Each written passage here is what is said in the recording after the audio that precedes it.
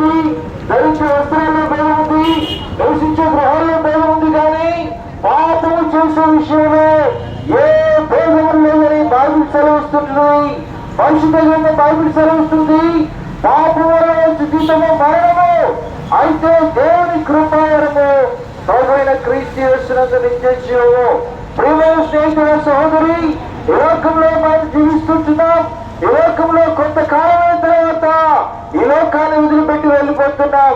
శరీరం మట్టికి మన్నైపోతుంది, కానీ ఆత్మ దాన్ని దయచేసిన దేవుని ఎందుకు వెళ్ళిపోతున్నది. ఈ ఆత్మ మరి శరీరంతో చేసిన ప్రతి పనికి దేవుని యొక్క లెక్క చెప్పవలసిన దినం ఒకటి ఉంటుంది. ప్రియమైన స్నేహితుల సహోదరి, ఆ నిత్యత్వంలో జీవించడానికి రెండు స్థలములు కలవు.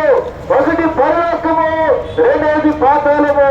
పరలోకం చేరాలి అంటే మానవ యొక్క పాపములకు క్షమాపణ పొందుకోవాలి. ఏ రీతిగా మానవుడి యొక్క పాపములు క్షమించబడతాయి?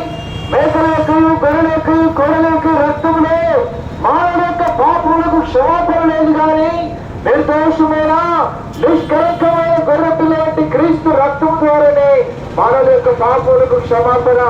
అందును బట్టి దేవుడే నరుడుగా లోకంలో ఆయన కన్య గర్భమును జన్మించి సర్వ మానవుల యొక్క పాప పరిహారం కొరకై కుల మత జాతి భాష ప్రాంతీయ భేదం లేకుండా అందరి కొరకై యేసు క్రీస్తు ప్రభువారు శిలువలో బలిగరించడానికి దిగి వచ్చి ఉంటున్నాడు.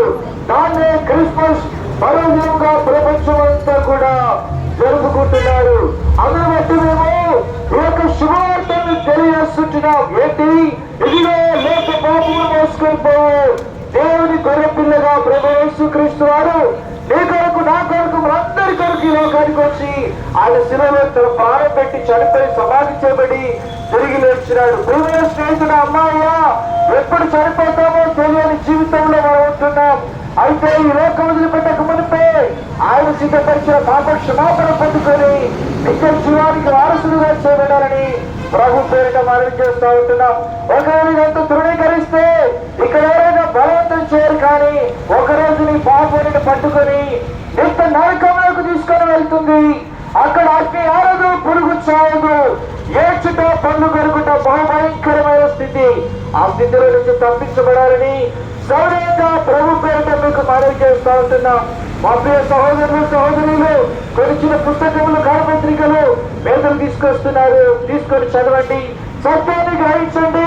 సత్యం మిమ్మల్ని స్వతంత్రులుగా చేయను. దేవుడు మిమ్మల్ని దీవించుగాక. ప్రార్థన. తండ్రి, ఈ సత్యమైన సువార్తను మనుషులందరూ ఒప్పుకొని నిత్య జీవం పొందడానికి నిజమైన దేవుణ్ణి రక్షకుణ్ణి ఎరుగుట ద్వారా వచ్చే మోక్షం పొందటానికి వారి కళ్ళు తెరువుము. పరిశుద్ధాత్మ కార్యం వారిలో జరిగించు. పత్రికల పుస్తకాలు దీవించి ముందుకెళ్తుండగా తోడుగా ఉండవు. యేసు నామములో ప్రార్థిస్తున్నాము తండ్రి.